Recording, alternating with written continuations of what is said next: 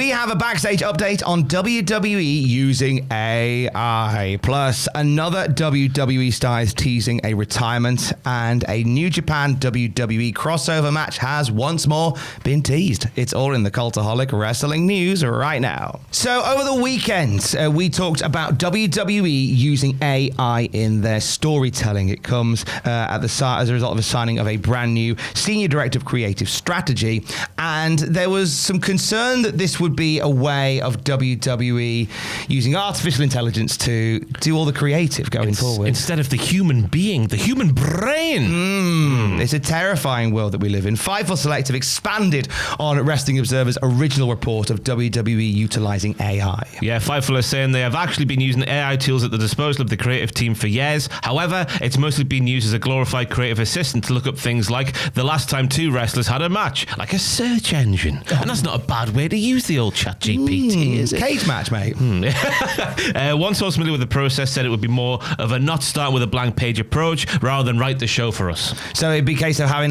using AI to create some bare bones of a show, and then humans build upon it, essentially. You surely don't even need that. I understand Google using it like a search engine. When was the last time you wrestled, whatever? Yeah. I understand that because it does give you a more detailed, a more instant detailed result than Google does, for example. And also, it's not like the Google thing isn't always massively accurate as well, which is always a bit of a concern for me. It's a concern for me that they need an AI-driven structure for a show. Surely the storylines you've done the previous week is the structure you need. I mean, we've always said it writes itself. It does write itself. But not literally. Yeah. When Fightful Select asked around, nobody said they knew any creative members of the team that were using the AI, the one that they had at their disposal anyway, for more than a couple of minutes at a time. As Ross was saying, look up matches, that sort of thing. WWE's new Senior Director of Creative Strategy is Cyrus Kausari, and according to sources that spoke to Fightful, they're under the impression that he's going to be using AI alongside existing production methods as a way of sorting files, removing background noise from shots, as opposed to more extensive AI-driven storytelling, which is a relief. Fightful also say that their sources tell them that AI is not replacing the creative team. Yes. One source told Sean Ross Sapp directly, Michael Hayes, Paul Heyman, and Ed Koskey are not AI. I don't know. I mean, I watched Unreal, and some of the reactions from Ed Koskey made me think that he might be artificially intelligent.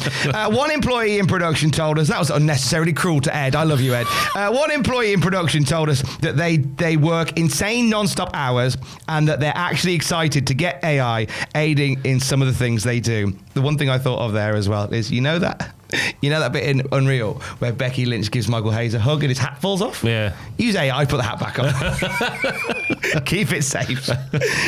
Thoughts on AI gently encroaching into everything? I mean, not even gently anymore. In terms of just looking up facts and making sure you've ticked all the boxes in terms of what a storyline should be providing and things you shouldn't be forgetting, I think it makes sense to use AI because it does, as I say earlier on, it gives you a more instant, detailed result than Google does, where you have to do a little bit more searching on top of the initial search. That makes sense to me. Anything else, no. Just no, you don't need it. Just use your brains. That's what you're there and paid for to do. It's your job. There is that as well. The march of AI is something that I feel a weird anxiety about, whilst I don't like the idea of it taking away jobs from any creative industry in any way. Absolutely not. I did find myself laughing at the AI video of Keith Chegwin debuting on Raw. I'm sorry. It was just really funny. I've had so many Stephen Hawkins on mine where he's wrestling in the ring against the Queen I saw over the weekend. Queen. Yeah. Why not? I don't like it. I don't like it. But who would have thought that? Because I think it was Adam and Sam, wasn't it? A couple of years ago, used AI to see what a wrestling show could be booked like. And now we find ourselves in 2025 and it might actually, I know they're saying they're not here, but I think it's eventually going to snowball. Yeah. As it will with most creative industries, which is quite sad. Hold on to your hats and your trousers, everybody, before they become AI trousers. One person that is saying goodbye to wrestling potentially very soon is Shinsuke Nakamura. He's just finished a couple of dates with WWE in Japan, and he put something on Twitter that suggested that the time is nearly up for Shinsuke. He says, what a special place Japan is, especially for those of us who wrestle. As AJ said, it's a place worthy of giving everything you've got. Of course, that's true anywhere in the world, but there's something sacred here. I don't know if it's because I'm Japanese, but I believe the wrestlers and fans who shared this space all felt the same. Maybe he did too. John Cena, AJ, they've all chosen to step away from the ring. It reminds me that my own time might not be too far off, but I still have things I must do. I'm still struggling, still fighting, not knowing what tomorrow will bring. So Noddy. No, sorry.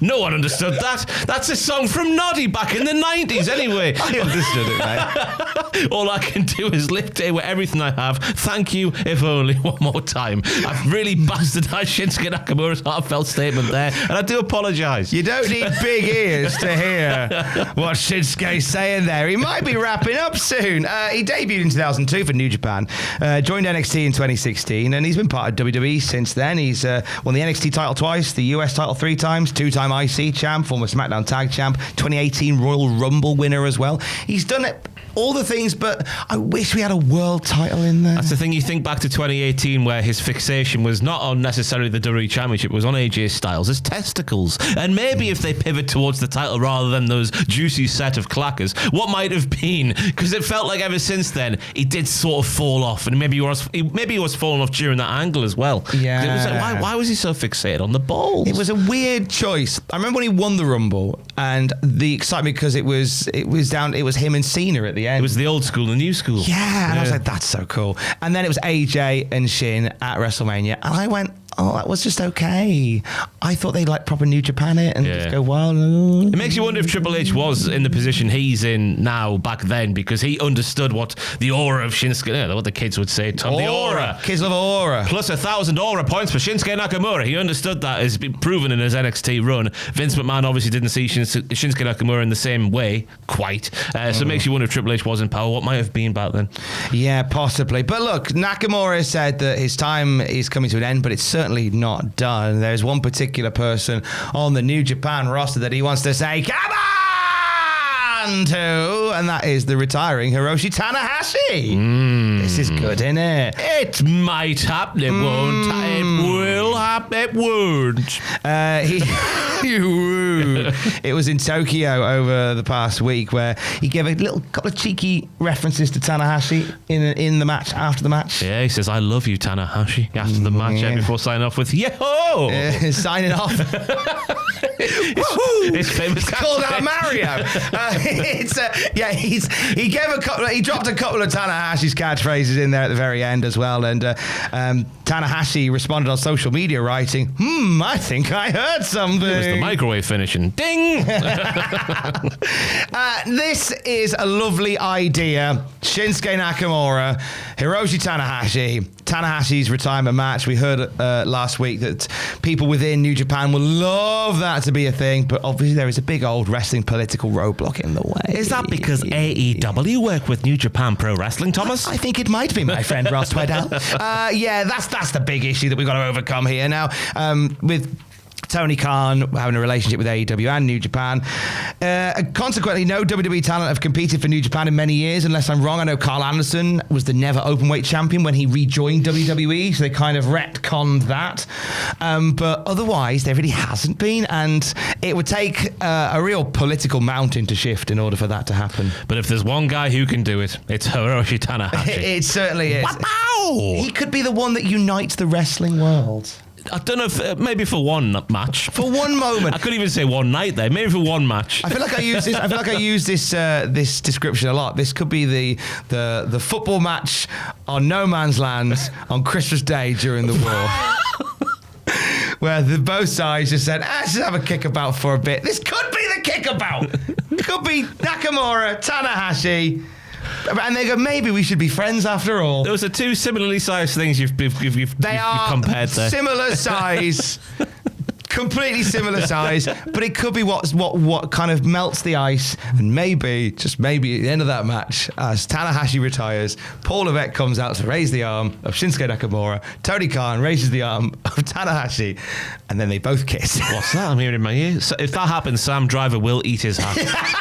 I've just breaking news on the video right now. Sam will eat his hat if Nakamura versus Tanahashi happens before Tanahashi retires. He definitely said that. Yes. Speaking of moments of WTF, any this week? 2 Crown Jewel today. A little bit of a delay last week, and then delay then. AEW Wrestle Dream will be tomorrow. Lovely week for WTFs on the Patreon, and for the very latest wrestling news at any time, you can check out cultaholic.com. Stay safe. Yahoo!